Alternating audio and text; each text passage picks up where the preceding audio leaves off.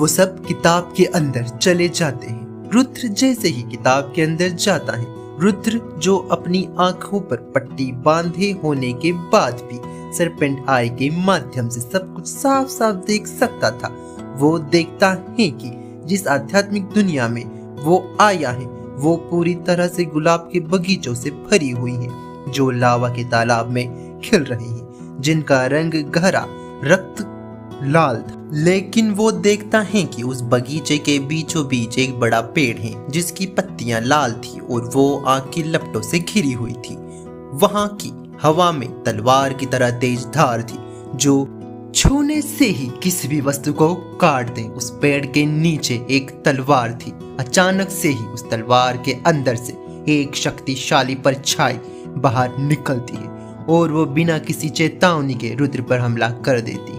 रुद्र उस हमले से बचने के लिए अग्निहोत्र को बुलाने की कोशिश करता है, लेकिन वो अपनी डेविल स्पिरिट को वहां नहीं बुला पाता। रुद्र अपने फोस्टर की सिखाई हुई मूवमेंट टेक्निक के चलते उस हमले से बच जाता है। फिर वो परछाई बोलती है, केवल एक तलवार पर्याप्त है हर वस्तु को उसके अंत तक पहुंचाने के लिए। जब रुद्र नीचे देखता है तो उसे पता चलता है कि उसका शरीर 2 हिस्सों में कट चुका है। वो परछाई एक चुटकी बजाती है और रुद्र का शरीर वापस जुड़ जाता है। वो परछाई फिर बोलती है, इस दाव को एक ही बार करूंगा, एक तलवार तकनीक का पहला दाव फ्लैश कट। कोई फर्क नहीं पड़ता कि तुम कितने तेज हो, एक बार अपने लक्ष्य को सुनिश्चित करने के बाद ये दाव कभी खाली नहीं जाता।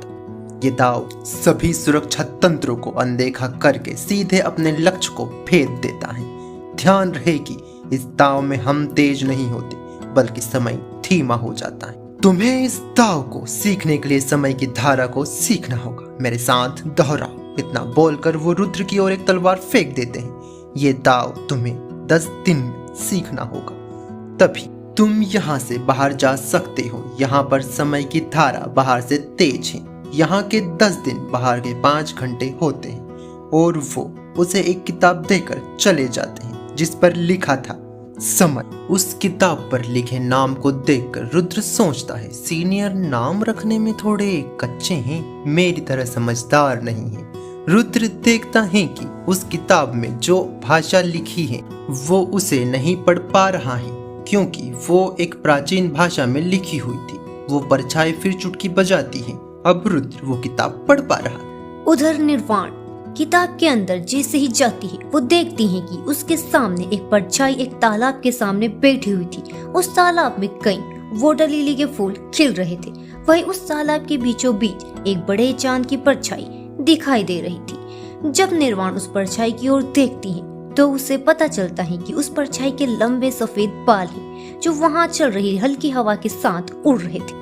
वो परछाई एक लड़की की थी, लेकिन वो साधारण लड़कियों की तुलना में कुछ ज्यादा ही लंबी थी। लेकिन फिर भी उससे सुंदर लड़की निर्वाण ने अपने जीवन में आज तक नहीं देखी थी। वो परछाई निर्वाण की ओर देखकर उसे अपने पास आकर बैठने का इशारा करती है। निर्वाण उस परछाई के पास जाकर बैठ जाती है। वो परछाई अपनी गहरी आंख में कहीं राज लिए चांद की ओर देखते हुए बोलती, चांद आज पूरा खिला है, नहीं ये कभी कभी इतना खूबसूरत लगता है।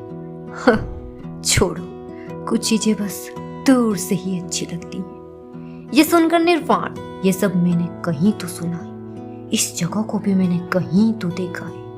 निर्वाण ये सब कुछ सोच ही रही थी कि वो परछाई अपनी उंगली से पानी को छूती है। निर्वाण को उसमें कई दृश्य दिखाई देते हैं, युद्ध और शांति के, विश्वास और धोखे के, प्रेम और ईर्ष्या के। परछाई बोलती है, हर चीज के 2 पहलू होते हैं। ये दुनिया किसी के लिए खूबसूरत है तो किसी के लिए मात्र एक बुरा सपना, जिससे वो जितनी जल्दी हो सके उतनी जल्दी उठना चाहेंगे। ये हृदय है मेरी तलवार कला का।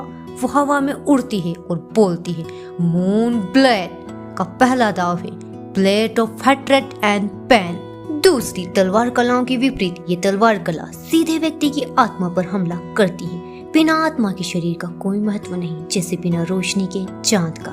तुम्हारा पहला कार्य है इस दाव को सीखना। इसके लिए तुम्हारे पास 10 दिनों का समय है। इस दुनिया में हम समय की धारा अपने मन के अनुसार बदल सकते हैं। अभी बाहर के 6 घंटों के बराबर यहाँ के 10 दिन हैं। आशा करती हूँ कि तुम मुझे निराश नहीं करोगी। और वो परछाई निर्वाण की ओर अपनी तलवार फेंकते हुए हवा में कहीं गायब हो जाती है। निर्वाण उस तलवार को अपनी 2 उंगलियों से पकड़ लेती है, लेकिन उससे निर्वाण की आत्मा को एक जोरदार झटका लगता है।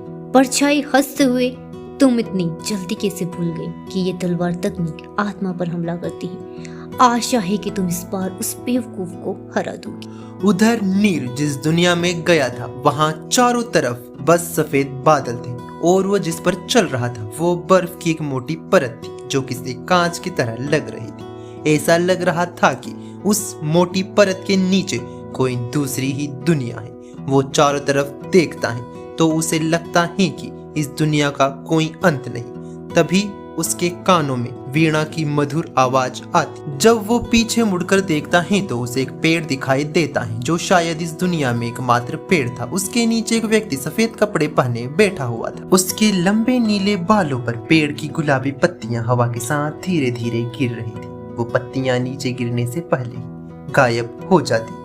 हवा की गति उसकी वीणा के स्वरों से मेल खा रही थी। ऐसा लग रहा था कि मानो हवा भी उस संगीत को पूर्ण करने में अपनी भूमिका निभा रही हो। अगर उस व्यक्ति को ध्यान से देखा जाए तो वो भी उस वातावरण का एक ही हिस्सा लग रहा था। नीर धीरे धीरे उस दिशा की ओर जाने लगता।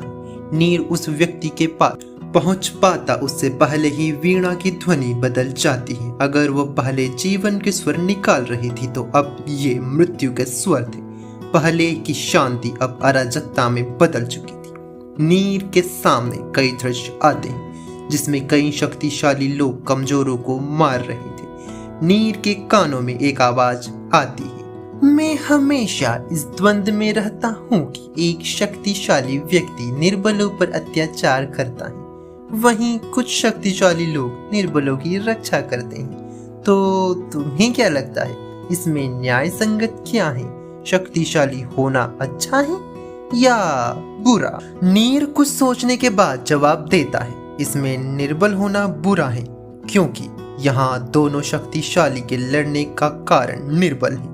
मैंने कहीं सुना है निर्बलों के लिए न्याय नहीं होता क्योंकि निर्बल होना अपने आप में एक अपराध है।